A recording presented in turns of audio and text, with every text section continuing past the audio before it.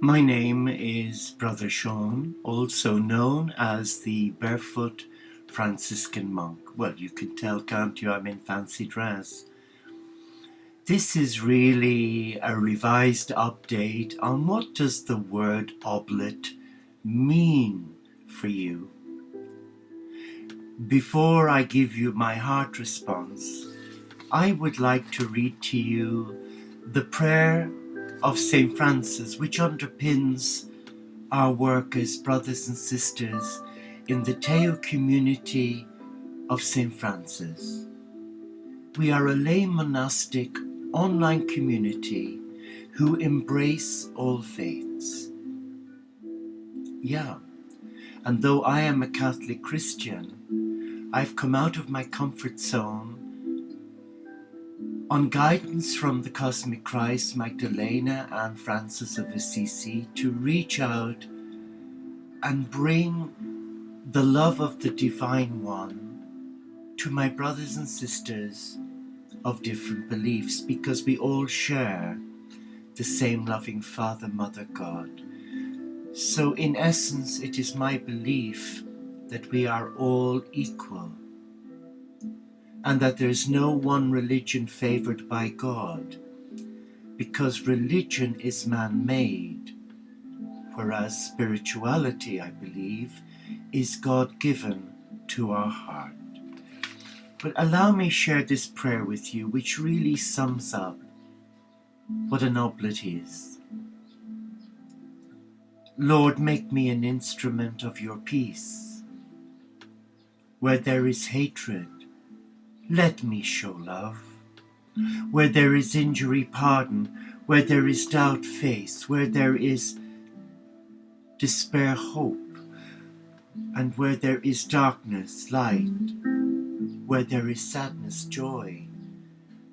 O Divine Master Supreme, grant that I may not so much seek to be consoled as to console, to be understood as to understand, to be loved as to love, for it is in giving that we receive. It is in pardoning that we are pardoned, and it is in dying to self that we are born to eternal life. For me, the prayer of Francis sums up what an oblate is. First, an oblate is a light bringer of peace. To become an oblate in the Teo community of Interspiritual Franciscans means that you live your life in accordance with your tradition and your belief. You do not have to convert to Catholicism or become a Jew, a Hindu, a Muslim, or a Sikh. We accept you as you are. We honor your belief, and we also respect your sacred teachers, such as a Buddhist. An oblate is one who comes offering their heart to the Supreme, where they are willing to surrender their heart to divine love.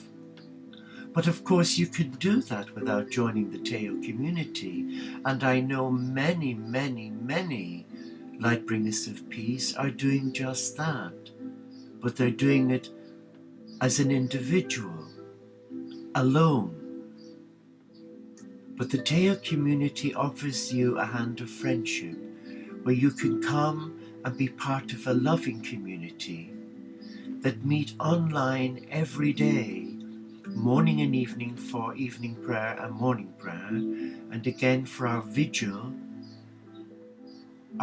for peace, initiated by Gaia, our beloved Mother Earth, to send love, light and blessing to Jerusalem, the heart chakra of the world, and to hold the Abrahamic faith in prayer, because they are locked in a mindset of fear, guilt, and an oppressiveness that has wounded and alienated so many of God's children.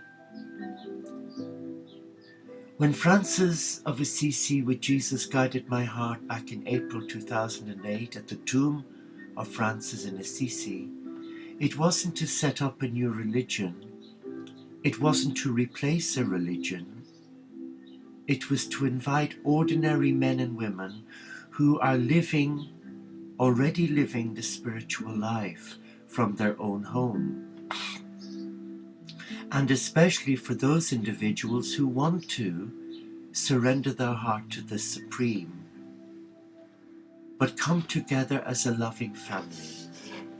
And we within the Teo community have members in different parts of the world. And some of our members are married, single, divorced, separated. Some of our members are disabled. Your sexual orientation is not a bar, to becoming an oblate, nor is your age. And the word oblate in the dictionary is defined as one who offers oneself as an oblation, a love offering. Not like when I joined the monastery back in the 60s as a Catholic nursing monk, where when you entered you had to leave your family and your home, and you had to become reprogrammed into that way of thinking. You didn't have a personality, you were a number.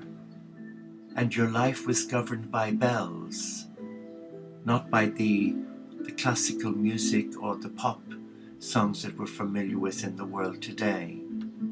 An oblate is one who surrenders their heart to love, to the mystical heart of God, and they embrace that love in community with brothers and sisters of like mind. There is no control, there is no coercion to take vows. An oblate can remain in that position for as long as they wish, and if they choose, at the end of 2.5 years, they can apply to take the sevenfold vows as given to us by the prophet Enoch in the Kabbalah, the tree of life. But there is no coercion or pressure. You can continue to be a friend of the community, or you can choose, if you are living a spiritual life and want a sense of community, a sense of belonging, without the jurisdiction and fear of dogma. If you are undecided, then the first thing I would guide you to do is to pray, is to go into your own sacred space and call on the divine and call on your spiritual teacher. It could be Daniel, the prophet Daniel. It could be Sri Chinmoy. It could be Jesus. It could be the Lord Buddha. It could be Gandhi, Vishnu, Ganesh, Krishna. But whoever your teacher is, invite them to speak to your heart. Call on the angelic realm. They are not representatives of the Catholic Christian Church. They're messengers of God. And they want to speak with you, and they want to share with you. And all you have to do is use your gift of free will and ask for help. And if you sense in your heart that you wish to be part of a loving interspiritual community that's rooted in the Franciscan values of a great spiritual teacher who was an eco-warrior and interface, then you are welcome. And remember, Francis was the first known monk, Catholic saint, to embrace interface. He was a friend of the Sufis and he was a devotee of Rumi. He had a great love of all the poems and writings of Rumi. And that's why his order today in the Christian Church has survived from the 12th century, because they don't talk God's walk, they walk God's talk.